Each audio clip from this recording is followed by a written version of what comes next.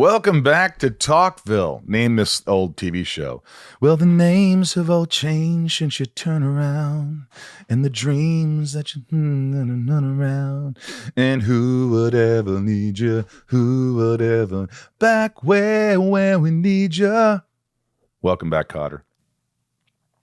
John Travolta. Welcome back to the names and the change that you run around. Welcome back to Talkville, the ultimate Smallville rewatch podcast, where each week we go back. We go way back, boys. We watch every episode of the show that changed our lives forever, and we discuss it with fans like you, the listeners, our comrades in arms.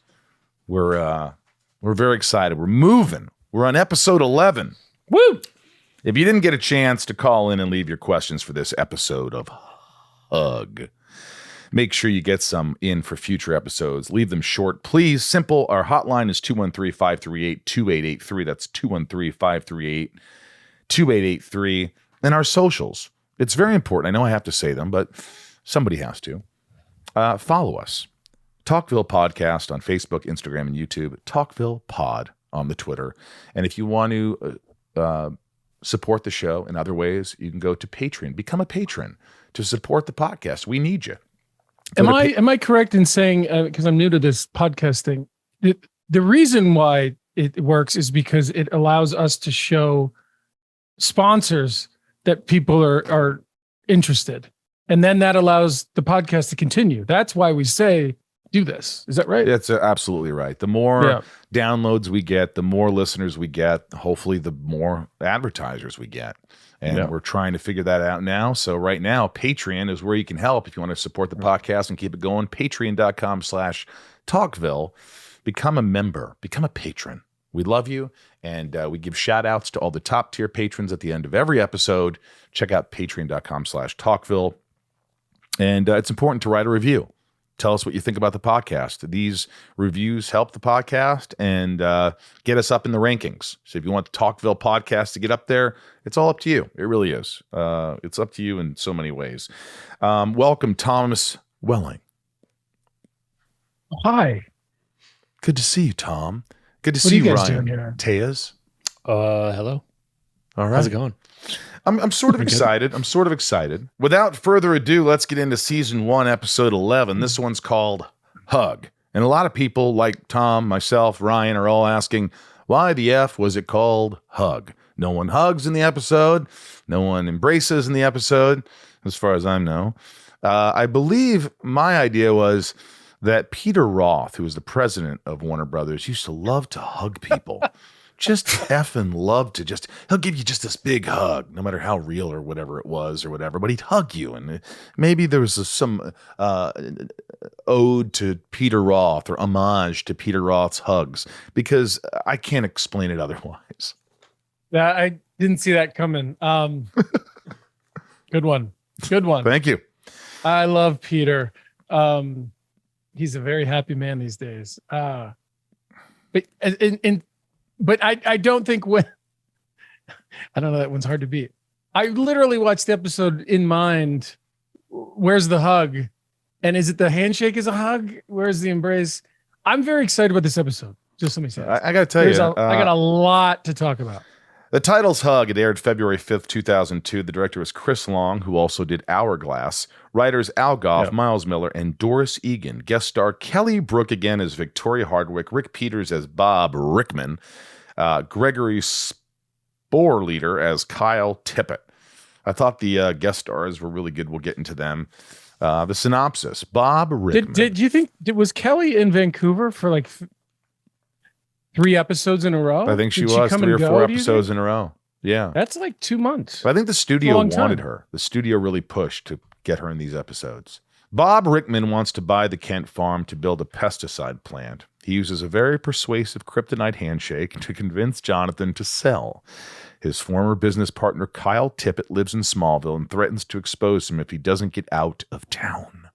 Meanwhile, Lana and Clark argue. Chloe kisses Clark, and Lex shoots Clark with an automatic weapon. Highlights, man. Highlights. One of the things I loved about this episode, and I didn't realize it at the time when we shot it, at all. The metaphor of the Clark Lex relationship and then, the other two guys there's so much advice in this episode. There's so many one-liner advice things that this episode really, to me, resonates in a way that some of the other episodes don't, because it's how two people who used to be friends are not anymore and how they will try to destroy each other. And it speaks a lot to the Lex Clark anticipated relationship. And I never thought that. But yeah, I wanted to tell you this early, so as we talk about the episode, you can start thinking, because I'm pretty sure you missed it. Wow. Ryan, I didn't think about that. Did you? I mean, does it speak to your real life friendship too, where you try to destroy Tom? Constantly. I mean, it's probably the opposite. In Metropolis, Bob Rickman. That's why I leave notes on his door that I followed him home from the bowling alley. Oh boy, back to a reference from last episode. Oh boy. Rick Peters was Bob Rickman, and I thought he did a really good job. He was very intimidating. Smarmy. He was a big man. He was a big guy, charming. Yeah. Loved working with him. I remember I was like, this guy's really good. He didn't seem like an actor. If you look at him, he seems like some guy who would be in a fraternity in college. Right? I just didn't, but he did a great job. Here we go. In Metropolis, Bob Rickman is seen with Paul Hendricks discussing his intentions to build another Smallville plant, or a plant in Smallville. Paul pushes back because the last plant contaminated the water in the town. Bob convinces Paul after an eerie green handshake. They share that, and moments later, Paul jumps from the window of his office building. Great stunt.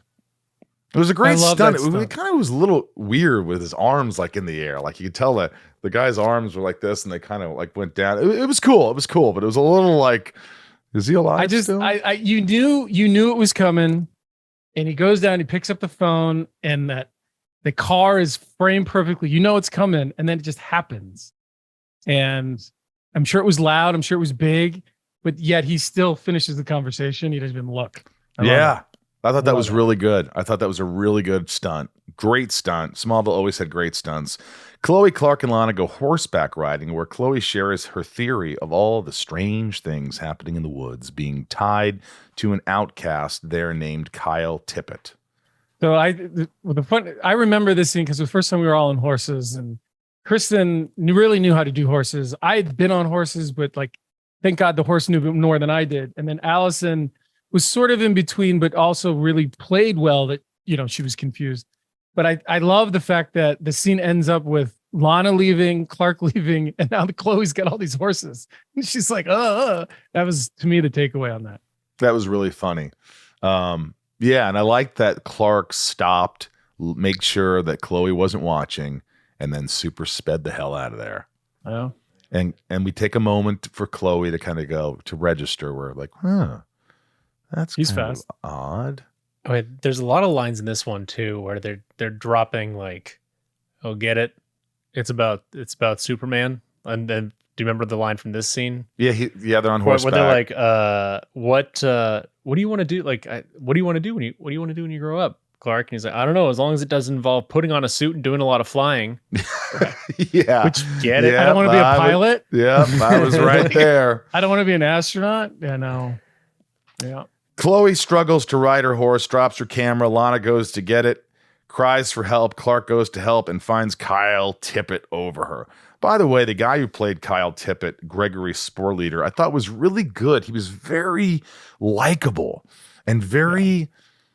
You wanted to root for him. Like Clark roots for him and Lana hates him, but Lana hasn't really...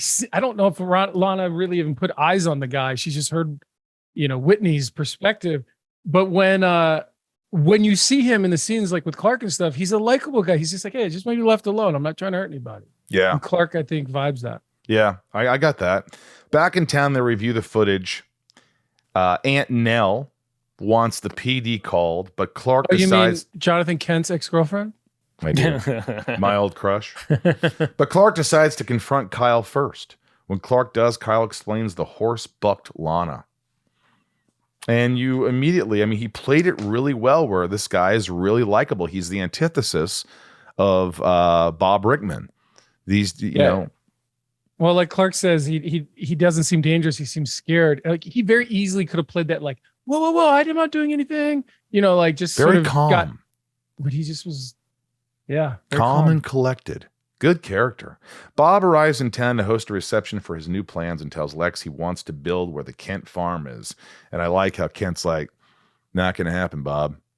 You don't know the Kents. Well, yeah. Well, and also like Lex feels about Bob how Jonathan feels about Lex. Yeah. Turns out Kyle and Bob have a history. Kyle finds Bob and warns him to get out of Smallville. Apparently they made an agreement 9 years ago that Bob would leave Smallville alone. So Tippett moves out in the middle of nowhere, becomes this hermit, and then Bob is like, after 9 years is like, screw this deal, this pact that I made with Tippett. I'm going back to Smallville and I'm going to kind of take over there because I guess everywhere else has kind of like turned him down or whatever. Well, I think he's trying to, what I got from it is as far as he knows, there's one other guy who can do what he does. And he wants to get rid of that guy so he can have it all to himself. I think to me, that's by the end of the episode, that's what I got out of it. Yeah. Whitney, leaving the beanery, sees Kyle and warns him to leave Lana alone. Bob then approaches Whitney to share their grievances with Kyle and shakes his hand. Clark sees Whitney's truck in the woods outside of Kyle's house and finds Kyle defending himself against an attack from Whitney and breaks it up. Kyle is then taken away by Smallville PD, which kind of upset me because it was, it was Whitney. Whitney's the one who went after him. But you forget because they're supposed to be sophomores in high school. Even though they look like adults. So True. They are minors. The one thing I like about this scene is we had a slow motion thing, which is great. But at the end, when Jonathan Kent comes up and confronts Clark and Whitney and said what happened, I really like the way that I played this character in that he's stuck between the two. I really enjoyed my performance, leaning against the car, listening to Whitney with my dad there and whatnot. But I also want to take it back for a second and bring to light that character who lives in the woods. Think of the woods as a fortress of solitude. He's not meant to have a normal life, is what they said, because he has this talent and he's got to give up things. And he's at the same time, he's trying to protect people. So this goes back to what I said at the beginning, where this is the Superman Clark guy, where the other guy is the Lex guy. I agree with you. I agree with you. So that's a similar. So I didn't want to skip past that too much, but I did like that scene against the taxi because Clark's not just like, okay, yeah, sure, let Whitney go, and then turn around and be like, I don't believe him. I think there's more going on there. Chloe decides to research the possibility of a connection between Bob Rittman and Kyle Tippett, and Lana confronts Clark for going against Whitney. I thought this was a little surprising. It was a little, sticking up. The episode before, she's so into Clark and all these things, and now, she's defending, I guess, her boyfriend. I mean, they've made up. At this point, Whitney's told her about the father, and she feels for him, and now she goes after Clark, saying, "Why would you choose, this guy who lives in the middle of nowhere, who I fell off a horse, and we don't know exactly what happened. Why would you believe him over Whitney?" I think it was very good acting on Kristen's part because I'm pretty sure she felt the same way. Bob Rittman shows up at the Kent farm to persuade Jonathan Kent to sell. His handshake doesn't work because Jonathan is wearing gloves, but Bob finds another way after. Jonathan is seen holding a contract with the signature on it, trying to figure out what happened. I thought the scene in the barn was really good. I thought that moment between Rickman and Jonathan Kent was strong. Like Jonathan was like, "This is not going to happen. Get out of here. I know people like you." He's very strong. He's very persuasive. He's like, "This is how it is. Get out of here." Well, he's got there's two great one-liners he has. He said, if I was interested in money, I wouldn't be a farmer. You know what I mean? And then at the end, when he dismisses him, he goes, I don't know if he says you don't mind, but he goes, "I've got some real work to do." Because Rickman just takes advantage of everybody else's work. Very dismissive, very sort of, very Jonathan Kent. And I like the strength of Jonathan Kent in this scene. And when Rickman falls to the ground, you're just like, oh, shit, that's how he's going to get him to do it. Sometimes I felt in this episode that we didn't need to see the handshake. The hand goes out and we could just cut away from it. We know what's going to happen. Yeah. We've already seen it a couple times. But it looks like they spent a lot of money going inside of John's head with that CGI. Well, we sure did. Like, well, we paid for this. And by on that same note, so they go all the way in. Yeah. And I was like, oh, I get it. And then they came all the way back out. And I was like, no, I didn't know if I needed to come back out. Yeah. I got it. I see it. Yeah, it went on for a while, Cool. but that's the way it goes. I mean, when you see the brain and stuff, it's like, all right, a little much. I know. Yeah, we did get it before. What did they have to extend the episode? Was it too short? I don't know. I don't know. Well, I can also tell you from those. So what they do on those shots is they have this really crazy lens, and the camera will dolly up all like as close as your eyelashes, and you're not allowed to blink. And a couple times that I did stuff like that on the show, for some reason my eye line was always straight down the lens. But the thing is, as the lens comes in, it's really hard to concentrate. And what I noticed in this scene is that Jonathan's eye line was slightly off, and when I was rewatching it, I was like, lucky bastard. That little bit of not having to look at what's coming at your eye. Have you ever been to the eye doctor? That's like so strange. So I thought whoever's idea that was, I'm jealous. No, I like that story. Talkville is brought to you by HelloFresh. With HelloFresh, you get farm fresh, pre-portioned ingredients and seasonal recipes delivered right to your doorstep. I've had this. I know HelloFresh. I love HelloFresh. It makes my life so much easier. Skip trips to the grocery store, Tom, and count on HelloFresh to make home cooking easy, fun, and affordable. That's why it's America's #1 meal kit. Have a packed schedule this fall? HelloFresh has meals covered with a weekly selection of 30+ recipes and 70+ convenience items, all delivered to your door. Now more than ever, we're all looking for ways to save money. In fact, HelloFresh is 25% less expensive than takeout and is even cheaper than grocery shopping too. It's really convenient, guys. I mean, you get this fresh food delivered to you with all the exact ingredients you need. It's not too much ingredients. It's not too, it's what you need to make this meal. And they have so many different meals to choose from. It makes life so much easier. And I order takeout all the time, and it saves so much loot, for God's sakes. Tom, delicious. Fall is the perfect time to cozy up with some delicious sweets. Get the whole family involved with HelloFresh's limited edition kid-friendly baking kits. And HelloFresh works with your schedule. Plans are flexible, and you can change your meal preferences, update your delivery day, and even change your address with just a few taps on the HelloFresh app. There's always something new on the menu, from family-friendly to fit and wholesome, or even veggie recipes. There's something to please everyone. Green Chef / Every Plate is now owned by HelloFresh, and with a wider array of meal plans to choose from, there's something for everyone. I love switching between the brands, and now my listeners can enjoy both brands at a discount with me. Go to HelloFresh.com /Talkville65 and use code Talkville65 for 65% off plus free shipping. HelloFresh. Now a word from our sponsor, BetterHelp. So many times you have problems and you think you can solve them yourselves, Tom. You yourself, you could just, you could take care of it. And these, with me, I have these thoughts that just keep kind of spinning.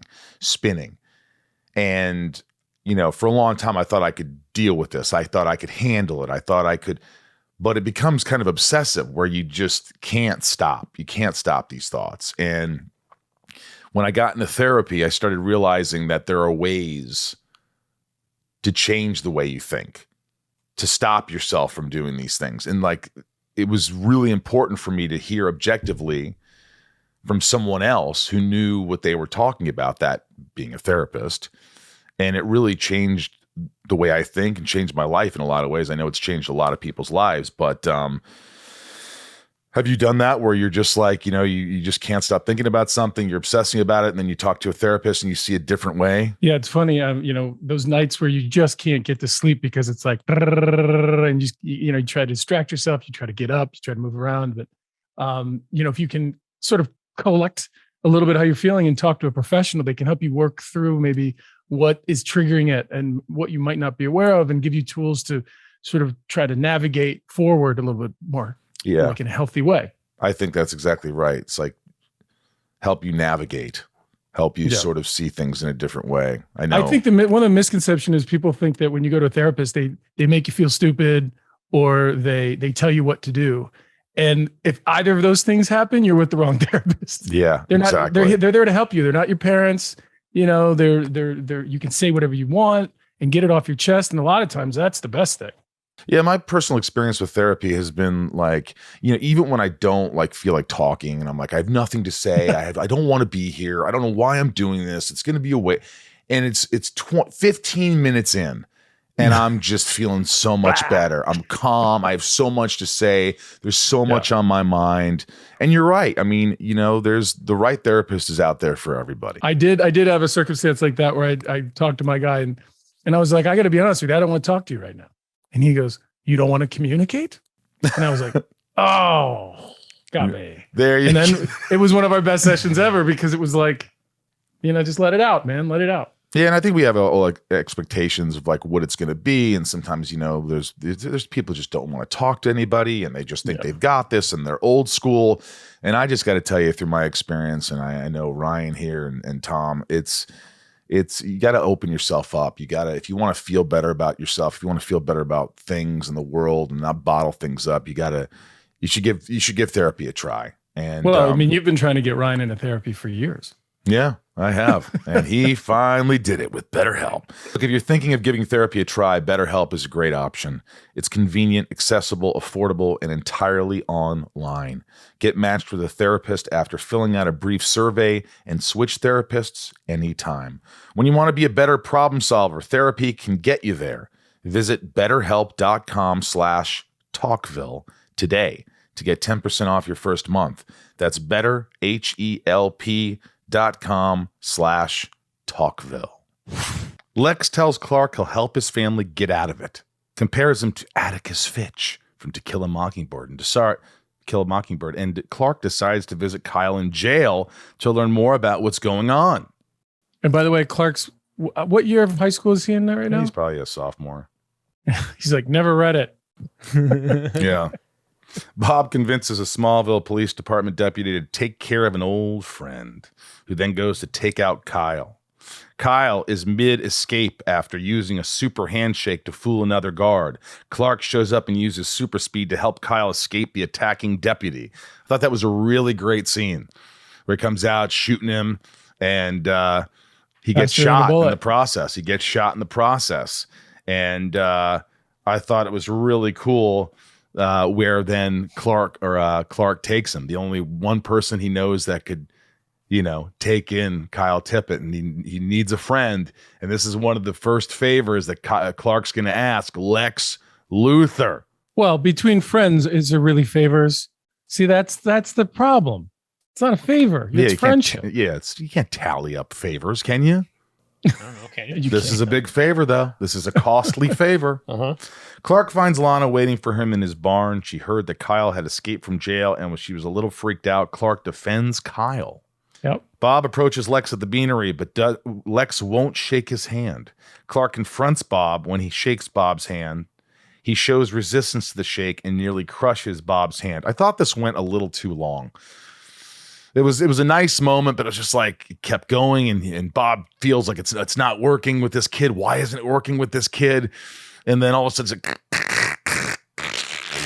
he just squeezes his hand on and on and on. I mean, Clark could have broken his hand completely off. I agree, but if there's a couple beats there. One is you have to realize between the two of them that the kryptonite thing isn't working, right? So then you're like, oh, it's not working. And then you have to realize, oh, Clark is slowly crushing this guy's hand. It kind of has to be that long. I guess but so. I wish it wasn't. Yeah, it was a little long. Yeah. Chloe reveals that Rittman and Tippett were trapped in their car during the meteor shower, then afterward were the salesman of the year for 3 straight years. They couldn't sell anything before that, and suddenly these two guys were the top salesmen around. I like the way that he told that story, the actor did. Because he could have, again, that could have fell so easily on just like, poor me, I'm just out here by myself because I can't do anything. But he kept it proactive and making choices. I like it. Yeah, I thought it was just subtle, calm, good storytelling without hitting you in the head with a hammer. You know what I mean? Yeah. Kyle escapes back to his trailer. Clark and Chloe go to confront him about his persuasion. Kyle proves it works by shaking Chloe's hand and convincing her to kiss Clark. That was funny. First time you and Chloe kissed. Did you end up kissing more than that in the later episodes? I believe there is another episode down the road in the I don't know what episode it is, but it's in the backseat of a car or something that one of us or both of us are under the influence of something. So this is the first. And again, it's the first for Clark playing this romantic comedy sort of situation too. And I thought Allison nailed it even after that kiss, the way she's like, so prove it. And then she's, she's just doing so much with her eyes. Yeah. I thought it was fantastic. She did a great job with that scene. And so did you. I mean, was it awkward kissing Allison for the first time? Well, it's because you're hanging out with, you guys are friends on set. It's like, it's like she's playing your best friend in the show. It's one of those perfect scenarios where it all works for the scene. And it's not a cop out.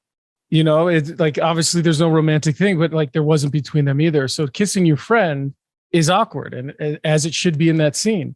So it was easy in that sense that it was just awkward. Yeah. Bob Rickman arrives at Luthor Mansion to tell Lex that he is no longer pursuing the Kent farm, but wants the chance to just shake Lex's hand. Yeah, Lex saw that coming a mile away. But he shakes it. Well, Clark tells Lex about Kyle's plan to expose Bob. Lex agrees to drive them to Metropolis to do so, but then ends up locking Kyle and Clark in the car and setting it ablaze. I remember this scene like it was yesterday. It's one of the few scenes I remember being frozen bomb. Middle of nowhere, hour from set, and you're at a gas station, night shoots, and it's the dead of winter, and I remember standing there shaking, so cold, bald, and going, I said it out loud, and the whole crew laughed. I go, I just realized that we're going to be doing this for at least another 7 years. And everybody just started laughing because I was I just really meant it. Like I was like, oh shit, these cold winters are going to continue. These night shoots are going to continue. And I was a little anxious saying that. I was like, oh my gosh, this is fun, comfortable. I remember having a discussion with two guys that I won't mention who shot a show very close to us in Vancouver. And we were at dinner and they were talking about all the night shoots they were doing. And I remember being like, hey guys, your show revolves around demons. You're going to be shooting nights for the rest of this series. Like you can find a way to get used to it. And they did. But it was like, if your show is a nighttime dark show, I mean, look at Arrow, like you're going to have night shoots. It's a masked vigilante. It's going to happen. I wonder who those two guys he's referencing are. Huh? I don't know. That's I wonder. That's a stretch. Did they? I'm sure they haven't been on your other podcast. Yeah, exactly. They at least give your little bald head a little toque so you can keep your little head warm? No, because I had makeup. Couldn't. So No? much makeup and Really? stuff. I couldn't even lie my head down and relax. I had neck problems. Truthfully, I had horrible neck problems. That's why he put the warming things down his pants. Yeah, that's what I put the little heater things, That was the little good too. packets, the hot top pockets down my pants. Clark uses super strength and speed to escape. Bob shows up to give Lex a machine gun to finish the job. What? By the way, so I forgot about the machine gun, and when I'm watching it, and he's like, "Hold on a second, let me give you this, burner gun," and I maybe I'd missed, but he's like wiping it out of a cloth. And I missed maybe what the gun was, but I just assumed it was a revolver or a 9mm or something. And all of a sudden, Lex is like with a handle on it. Like, it was pretty cool, though. I remember, oh my gosh. And I had to shoot that thing, and I was like trying to be cool while I'm doing it and playing in this character. Did the gun fire blanks? Yeah. Because nowadays you have to fake it, and they put all the fire at the end of the gun in post. No, we shot it. Faked it. We shot it. Cool. And I remember like blinking while I was doing it. I was like, yeah, you can't do that. You gotta be cool. You gotta be confident. You gotta be like, it doesn't affect you at all. So it took a couple of takes to get comfortable shooting that Uzi or whatever the hell it was. Lex shoots Clark, who can't avoid the barrage of bullets ripping through his clothes and only bruising him. Clark kicks Lex across the room, snapping him out of the trance that Bob sent him into.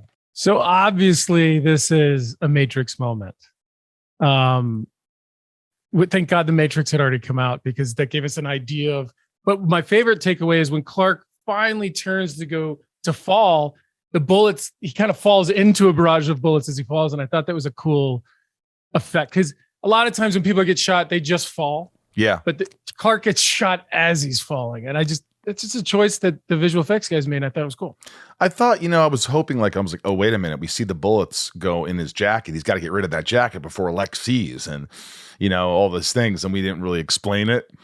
But no, there was a different thing where he's given a change of clothes earlier. Right? Yeah, you better change your shirt before you go home, Clark. Yeah, you got. Or hey, Atticus, you better change your shirt. Yeah, that was before, though. That was before. But this thing, like the jacket, you think just one moment of Clark taking off his jacket, yeah. But then it would have been under his shirt. It plays with the other character where he says, "I saw you get shot, but don't worry, I know your story. Just do something good with your power." And that was great. Yeah. That was a great scene with Kyle Tippett. Kyle confronts Bob outside, grabbing his hands, and convinces Bob to shoot himself. That's kind of daring on a TV show like this, Kyle then tells Clark he swears to keep his secret safe and vanishes. I always wish that he would have come back. I'm not convinced that he, well, I guess the other guy was so much bigger that he did. I thought maybe he just overpowered him from his mental fortitude. I think he got to him first. Like he grabbed his hand and started thinking using his power before Bob had a chance to react. And Bob at that point was already taken over.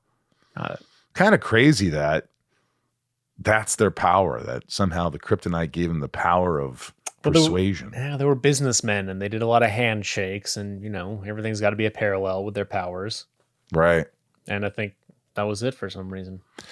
Lex, forgetting the whole situation, talks to Clark the next day in his loft and assures Clark that they won't fall out like Kyle and Bob, but rather. Well, what I love about this is we're not sure if Lex forgets. I mean, they established that people forget, but Clark's maybe not sure, especially when Clark runs away earlier and Lex goes, "I had my suspicions." I thought that was a fun thing because it shows that he's even prior to this, he thought these things. Yeah. So being in this situation now, you're almost like, he might not remember what happened, but we know that he's already suspicious. But I love that line.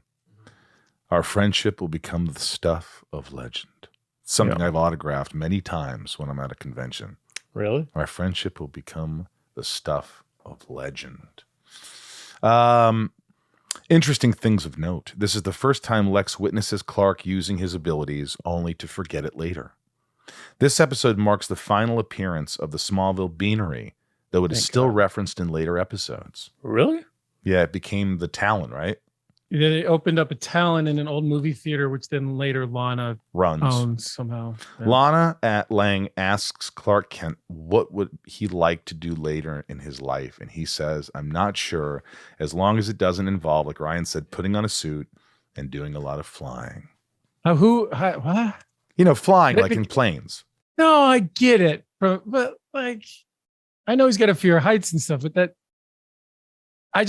I kind of remember just being like, you know what I'm going to do? I'm not going to think about this line at all. I'm just going to say it because I can't figure out anything better than to just say it. Because I don't think Clark's not afraid of being a pilot, or I don't know. You can't milk something like that. I think he was just saying, I don't want to wear a suit. You know how people are like, oh, well, I want to grow up and whatever it is, I don't want to wear a suit and always be flying to conventions and meetings with corporations all over the world. Oh, yeah.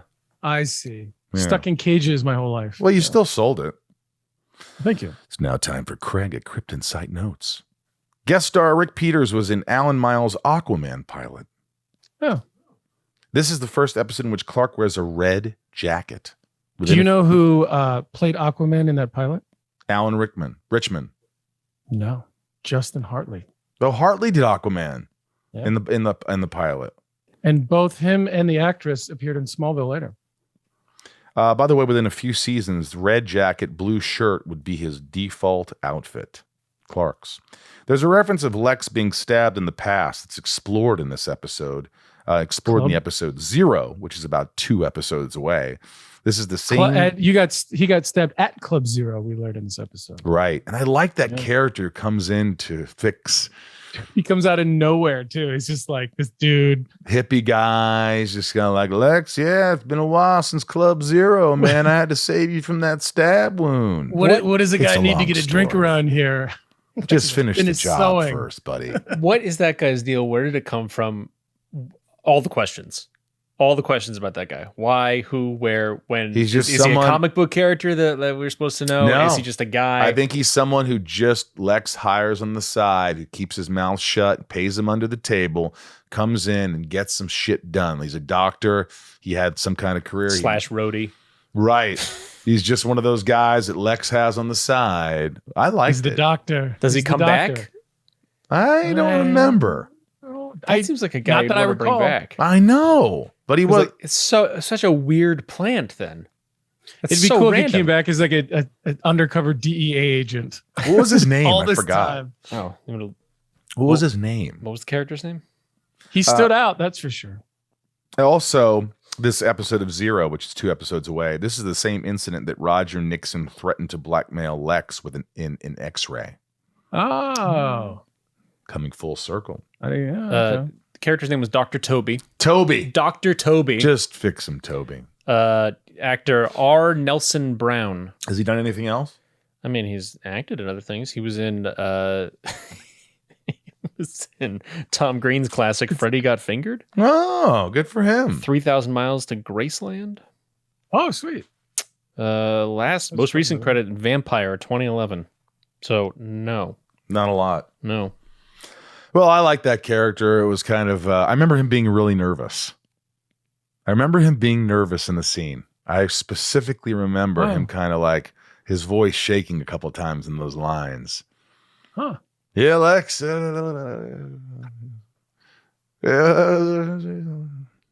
I thought he did a good job. I thought the editing was good. And I like that stuff because then it gives you a little backstory. It tells you glimpses of the dark Lex Luthor past. And I like that. Now it's time. Here's the hotline, 213-538-2883. Leave your messages. Make them short. This is the first one is a patron, Michael P. And let's see what Michael P. kind of question Michael P. has. Hey, all. This is Michael Piccioni from College Station, Texas. There's a scene in the episode Hug where Kyle breaks out of jail and gets shot by a bullet, despite Clark's best efforts to outrun it in time. And so I want to know, how does Clark Kent, a.k.a. Superman, not outrun a speeding bullet? This is crazy. Come on. Rosenbaum, that's my best Seinfeld impression. Come on. I'd love to hear your theories. Thanks, guys. Oh, man.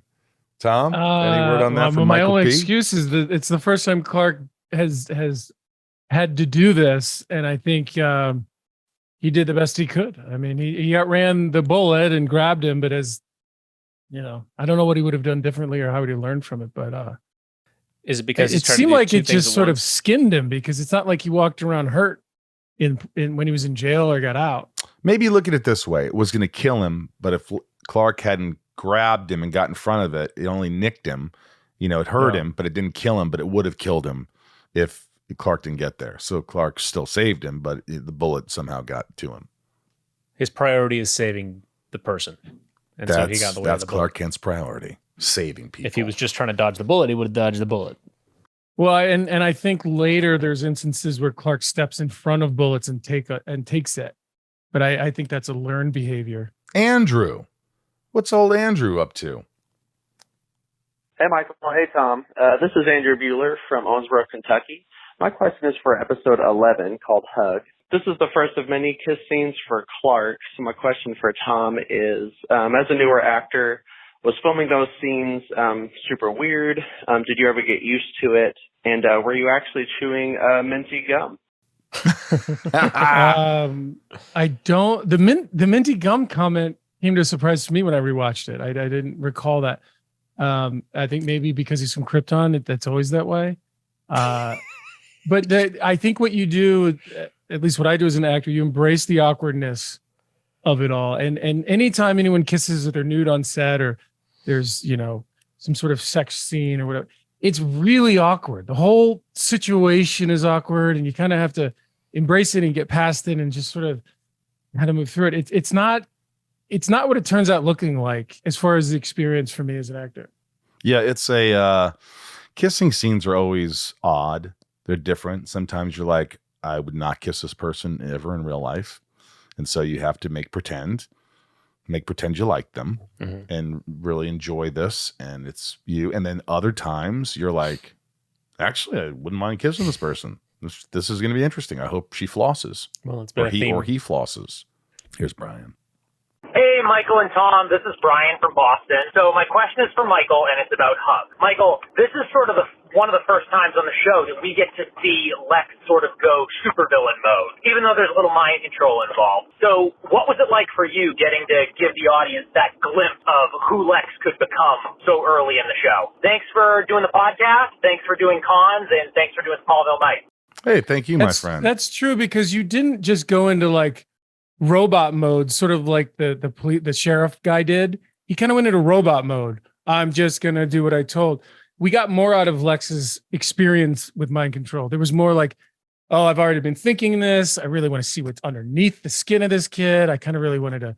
There was subconscious things coming out. A few lines, like one of his lines where he's like, something about you lying to me, or something about, I knew that you had something. So there was something subconscious that was coming up, which was pretty cool.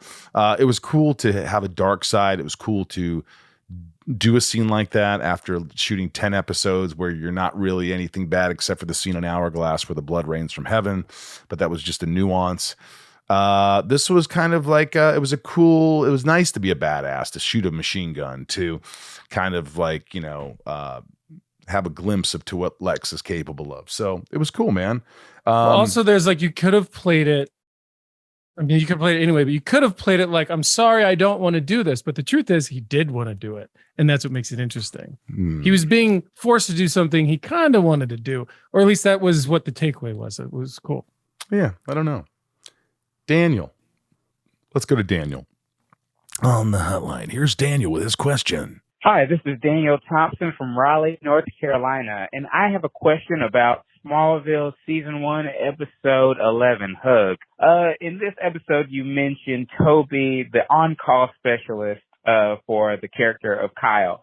That's his first and only scene in the show, but I was wondering, what and how did Lex, run into this guy? Like, what injury could Lex have sustained to meet this weirdo? And would you have liked to see him show up in more episodes? My answer is, and we just talked about it. I agree with all those things. I agree, but I liked seeing him in the episode, and I thought, again, it was a glimpse into the past of Lex's. It was just a little nuance of like some of the trouble that Lex got into as a kid, and this is some of the people he hires on the way. These eccentric weirdos who get paid under the table for doing, Lex's dirty work. I also got the sense that he's not that kid anymore. The way that he responded to the doctor, he wasn't just like, "Oh yeah, man, don't tell anybody. It's crazy." He's just like, finish the job. I feel like Lex is growing up. I got that from that scenario. Yeah, and I remember the doctor hints at being the one who helped Lex after he was stabbed. This stabbing is revealed in the episode 0 and is the same one that Roger Nixon threatened to blackmail Lex with an X-ray. So I would have liked to seen him come back. But they did not have him come back for whatever reason. Thought he was kind of a weird character. Hi, this is Sassy Miss Mary calling from Farmington, New Mexico. My question is actually for Ryan. Halfway through the first season, is it weird for you to see Michael as Lex, since they are two such different characters? Not to say that Michael is a character, but it must be weird to see your friend as Lex Luthor. Thank you, Miss Mary. Yes, Mary. It is super weird. What's so weird about it? What? Yes, very Mary. Very Mary. The first time I saw Lex Luthor on screen, I was like, who is that? That is a different human being. You are not the same person. And it is still weird week to week. And I do refer to them in my notes as, I don't see it as you and Tom anymore. It is Clark and Lex. Those are separate human beings. That's good. You guys could not be more different. Isn't that good? Yeah. So you're not taken out of the show because you're like Rosenbaum. It's Rosenbaum. Well, for the first 3, I was like, what the fuck? Like, you're acting. And like, this is like, oh my God, you act. I forget that you act sometimes. Yeah. And I'm watching this like, oh, that's an actor. But yeah, now I'm totally in it, and it makes sense. Wow. Good question. Yeah, you can always ask Ryan questions, folks. This isn't just for me and Tom. This is, Ryan as an outsider, as someone who's watching these for the first time, who never experienced it. Feel free to ask Ryan questions. What would you say the highlights of this episode are? I thought the acting was good by the guest stars. I thought there were some great scenes. The machine gun, shooting Clark, the fight with Whitney and Tippett. I liked the scene at Lex's mansion with Toby. I liked that one. I liked Jonathan Kent, and there was just a lot of really great scenes. And that more than I think of them, I could just keep going on. I thought this was I've never heard you say so many good things about any episode. Yeah, this was a really good episode. It's a fun action thriller, mental thing. Well written. Not so much freak of the week, but there's a kryptonite thing, which you're like, fine. I mean, for me, I think the highlight is the Clark and Lex time throughout the episode. Sure.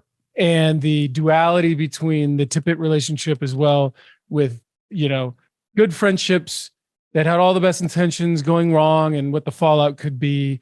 And I think that metaphor for what people might think the Clark and Lex thing might be, I think is the big two takeaways for me. Any lowlights? Yeah, there was a scene where I don't. Oh no, was it the last episode? Maybe it was the blood drive where Clark gets up and he has. No, I think it's this one. Lana confronts Clark and Clark says he has to go because Whitney sits down. That's right. So Whitney comes in and sits down, and Clark at the beanery. Clark gets up and says, "I got to go," and then he casually walks about 15 feet, sees Lex, and then just sits down on the stool next to Lex, like literally in line. Yeah, that was Lana. a little convenient. It was a little convenient. That was the only thing I was like, "Come on, we could have done something different there." Yeah, it was convenient. Sometimes you have these convenient moments. I agree with that. Yeah. But I will say also, I noticed that as the episodes go along, your acting gets better and better. And there's some moments where your performance is really strong, where I'm like, I do forget it's you. I do forget, you're trying new things, you're taking chances, you're more comfortable. It's like from the first episode on, there are definitely these nuances where I'm like, oh, look at that. Holy shit, that was good.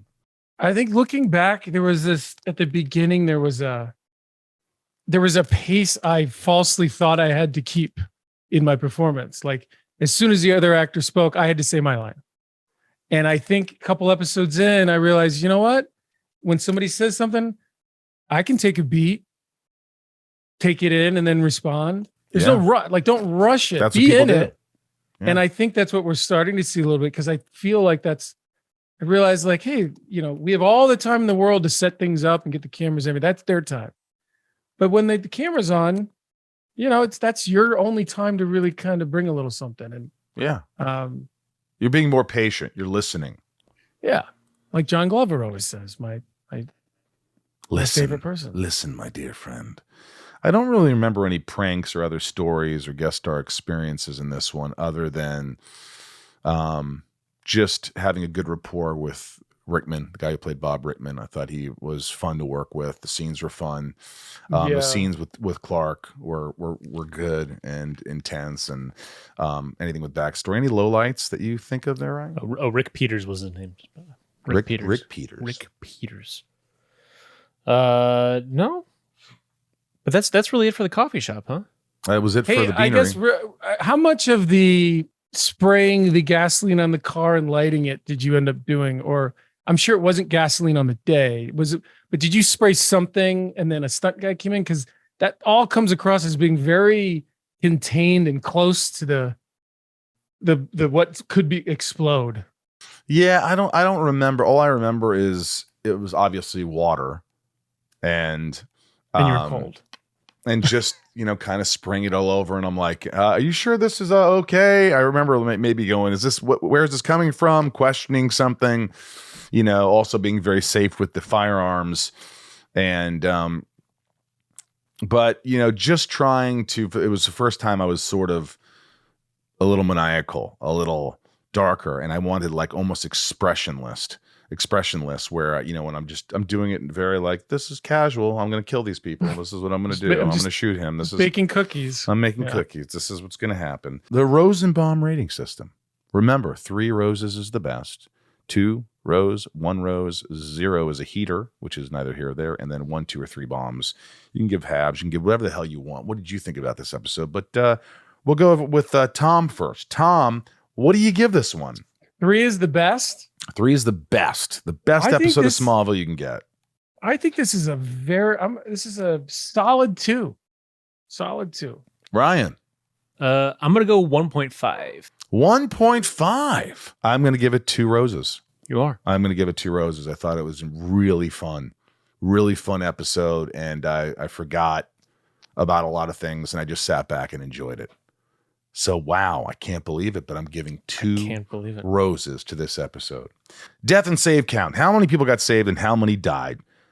Bob Rickman kills Paul Hendricks, forces him to jump out the window. And in the end, Bob kills himself. 2 dead. 1 save. Bob tries to kill Kyle Tippett 3 times, but Clark is there to save the day. Through 11 episodes now, folks. 16 dead. 21 saved in the first 11 episodes of Smallville. So let's say that, and I don't think this is the case, but let's say if every episode of Smallville was a week in Smallville, which is a little intense, we got 16 dead in 11 weeks, and the FBI is not coming in. Nobody's like, it's probably less. It's probably less than that. It's probably less weeks than that, because 11 weeks would be you're done. I'm just saying, there's a lot of dead people in this little town. Yeah, it's Smallville. Well, I mean, is it what sports season is it at Smallville? Is football season over? Is it basketball season yet? Because that would mean it's the winter. It's cold outside. Maybe it's still maybe it's still, well, football is over, right? I think football's over. Yeah. At this point. Huh. Yeah. That's Ryan's favorite scene. All right. Ryan writes down 3 scenes. We'll guess which one was his favorite. Tom and I missed the last one. And here we go, folks. All right. The scene number 1, where Clark rescues Kyle from jail and gets shot at. Scene 1. Scene 2. Lex going off with a machine gun. Okay. And scene 3, Lex and Clark looking at the sunset and with the stuff of legend quote. You know, the last time we saw Clark looking at a sunset was with Lana. Oh, I gotta go sunset, because that just speaks to the whole future of the relationship. But I have a feeling you're gonna say 2, but I'm gonna choose 3. I'll choose 2, the machine gun. I liked 3. Damn, you got it, Will. Boom! I did. It's the first time that's happened. That was the one that stuck out to me. It was just, I mean, because the last 2 episodes we've been watching Lex and Clark get closer, and then it was sort of hammering it home.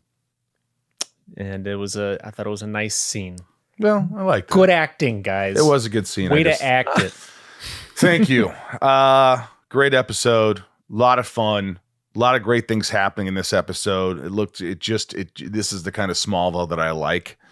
And yeah, I think this is probably my favorite, except for the pilot. So now that we've gone through it again, does anybody have another reason why it's called Hug? Does it Hug stand for something? Is it HUG? Handshakes? Please, somebody call in. Let us know. If anybody knows what the hell is going on here, please Al. let us know. That'd be great if Al's like, no reason, we just couldn't figure it out. He couldn't figure it out either. I text him. He's like, Really? I have no clue. The creator of Smallville. I have no idea. Handshakes upsetting, guys. That's it for this episode of Hug. Stick around next week for episode number 12, Leech. Let's take the discussion online. Let us know your thoughts on the episode over on our socials at Talkville Podcast or Talkville Pod. And also, if you want to join Patreon, patreon.com/Talkville to support the pod. And also, hopefully, just giving you a little shout out if you haven't heard my other podcast where I interview people. I think it's a lot of fun. Check it out. Inside of You with Michael Rosenbaum. We interview a lot of people in the industry, and I think you'll really enjoy that. Tom's been on numerous times. Subscribe to that if you want. That would be great. You can watch or listen wherever you get your podcast. And if you want to let us know your thoughts for other episodes in season 1, leave a voicemail over at 213-538-2883. And that's Michael's personal cell phone number. So it is. It is my get personal those. cell. I have so many messages I have to listen to about the next episode, which is, I believe, Leech.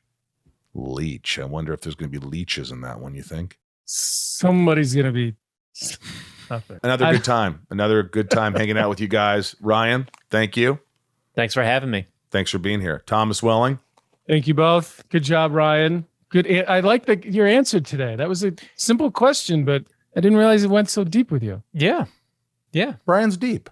I can get deep. You can get deep. No. Guys, be good to yourselves, and we'll always have Smallville. I'll see you next week. All right, it's time, Tommy. It's time to read our top tier patrons. These are the folks that give back a lot to the podcast. They keep this podcast going. We're new. We need you. Go to patreon.com/talkville. And here they are. Tommy, take us away. All right, Nikki G, Leanne P, Raj C, Santiago M, Suzanne B, Leah S, Little Lisa, Tom T, Sophie M, Betsy D, Liliana A. I always mess that up. Abby P, Chris F, Kimberly E, Jeremy V, Michael H, Ray H, Karen M, Design OTG, Danielle B, 99 more, Lalani N, Catherine P, Brett G, Super Sam, always hold on to Smallville, Jeff E, Esteban G, DJ Kento, Garrett W, Jess JTR, Kimberly L, Teresa, and Justin S. Well, don't forget Eric W, Tom N, Tony V. My van is a Tony B. No one cares. No one cares. Rodolfo V, Jason W, Osama A, Nancy D, Megan H. Is it Megan or Megan? Megan H, Arton K, Justin T, and Lucy O, Great Jelly 817, and Jeremy G. Anna M, Amanda R, Royal K, Teddy 127, Michael P, Ryan R, and Michael's favorite, Grumpyitis. Grumpyitis. Remember that one time I almost said grumpy tits? Jeez Louise, what's wrong with me? Jordan M, Hillary B, Matt S, The Blur, TH3 Blur, Craig G, Christine R, Pollyanna, Karen P, Derek G, Jor E, almost like Jor L, Richard S, Heather and Greg, Nico P, Chase and Ramona, Brian H, Kelsey T, Jason M, DJ C, Georgina B, Eric K. Kevin E, Craig, Ashley Ryan, Nanine W, Stephanie K, Aaron K. Welcome to all the new patrons, all the old patrons. We love you. We appreciate you. Tommy, we'll do this next week. I keep thinking I sound like a weather person when I do this. I'm like, and tomorrow will be isolated thunderstorms. Tomorrow's Jeremy G, Anna M, and Amanda R. We'll be back right after this. We'll see you next week.